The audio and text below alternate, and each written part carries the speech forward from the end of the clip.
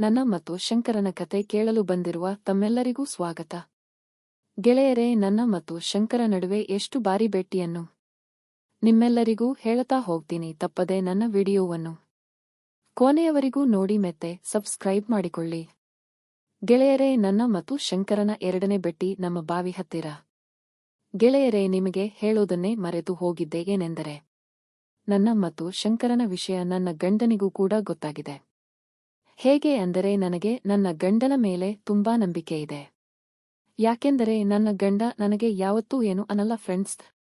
ನನ್ನ ಇಷ್ಟಾನೇ ಅವನ ಇಷ್ಟನ ಬಯಸಿದ್ದು ಯಾವತ್ತೂ ಇಲ್ಲ ಅನ್ನದೆ ಕೊಡಿಸುವ ಮನಸ್ಸಿರುವ ನನ್ನ ಗಂಡ. ಅದಕ್ಕೆ ಹಿಂದಿನ ವಿಡಿಯೋದಲ್ಲಿ ನಿಮಗೆ ಹೇಳಿದ್ನೇಲ್ಲ, ನನ್ನ ಮತ್ತು ಶಂಕರನ ಕತೆ. ಅದನ್ನೇ ಒಂದು ದಿನ ನನ್ನ ಗಂಡನಿಗೆ ಹೇಳಿಕೊಂಡಿದ್ದೆ ಗೆಳೆಯರೇ. ಅದಕ್ಕೆ ಅವನು ಹೇಳ್ದ, ನೋಡು, ಹಾಗೆ ಮಾಡೋದ್ರಿಂದ ಏನೂ ಆಗೋಲ್ಲ, ಪರವಾಗಿಲ್ಲ, ನಿನಗೆ ಇಷ್ಟ ಇದ್ದರೆ ಮಾಡು, ಆದರೆ ಯಾರಿಗೂ ಗೊತ್ತಾಗದಂತೆ ನಿಮ್ಮ ಕೆಲಸ ಮುಂದುವರೆಸಿಕೊಂಡು ಹೋಗರಿ ಅಂತ ಹೇಳಿದ. ಆಗ ನನಗೆ ತುಂಬಾ ಖುಷಿಯಾಯಿತು ಗೆಳೆಯರೇ. ಮುಂದೊಂದು ದಿನ ಶಂಕರನ ಜೊತೆ ಮೆಸೇಜ್ ಮಾಡುತ್ತಾ ಕೂತಿದ್ದೆ. ಶಂಕರ ಕೇಳಿದ, ಇವತ್ತು ರಾತ್ರಿ ಬರತೀನಿ, ಎಲ್ಲಿ ಭೇಟಿ ಆಗ್ತೀಯಾ ಅಂತ ಕೇಳಿದ. ಆಗ ನನಗೆ ಏನೊಂದು ಗೊತ್ತಾಗಲಿಲ್ಲ ಗೆಳೆಯರೇ. ಅದೇ ಸಮಯಕ್ಕೆ ನನ್ನ ಗಂಡನ ಹತ್ರ ಬಂದು ಕೇಳಿದೆ, ರೀ, ಇವತ್ತು ನನಗೆ ಭೇಟಿಯಾಗೋಕೆ ಶಂಕರ ಬರತಾನಂತೆ, ಹೇಗೆ ಮಾಡೋದು ಅಂತ ಕೇಳಿದೆ ಫ್ರೆಂಡ್ಸ್.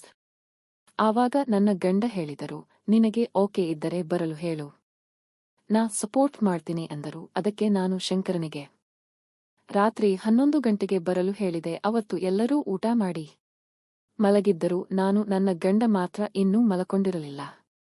ಇಲ್ಲಿ ವಿಶೇಷ ಏನೆಂದರೆ, ನನ್ನ ಗಂಡನಿಗೂ ನಮ್ಮ ಕತೆ ಗೊತ್ತಿದೆ ಅಂತ ಶಂಕರನಿಗೆ ಇನ್ನೂವರೆಗೆ ಗೊತ್ತಿಲ್ಲ. ಅವತ್ತು ಟೈಮ್ 11 ಗಂಟೆಯಾಗಿತ್ತು. ಮತ್ತೆ ಶಂಕರ ಮೆಸೇಜ್ ಹಾಕಿದ, ನಾನು ಬರ್ತಿದ್ದೀನಿ, ಎಲ್ಲಿ ಬರ್ಲಿ ಅಂತ. ನಮ್ಮ ಬಾವಿ ಹತ್ತಿರ ಕಬ್ಬಿನ ಗದ್ದೆಯೊಳಗೆ ಬರಲು ನನ್ನ ಗಂಡ ಹೇಳಿದ್ದ. ಅದಕ್ಕೆ ನಾನು ಶಂಕರನಿಗೆ ಬಾವಿ ಹತ್ತಿರ ಕಬ್ಬಿನೊಳಗೆ ಬಾ ಅಂದೆ.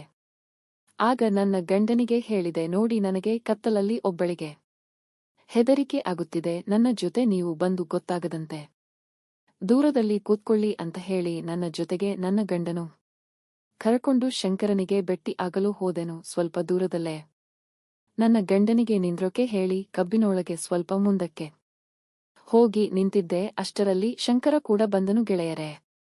ನನ್ನ ಗಂಡ ನಿಂತಿರುವ ಜಾಗಕ್ಕೆ ನಾನು ಶಂಕರ ಕೂಡಿರುವ ಜಾಗ ಕೇವಲ 10 ಫೀಟ್ ಮಾತ್ರ ದೂರವಿತ್ತು. ನನ್ನ ಗಂಡ ಪಕ್ಕದಲ್ಲಿ ಇರುವುದು ಶಂಕರನಿಗೆ ಕತ್ತಲಲ್ಲಿ ಗೊತ್ತೇ ಆಗಿರಲಿಲ್ಲ ಗೆಳೆಯರೇ.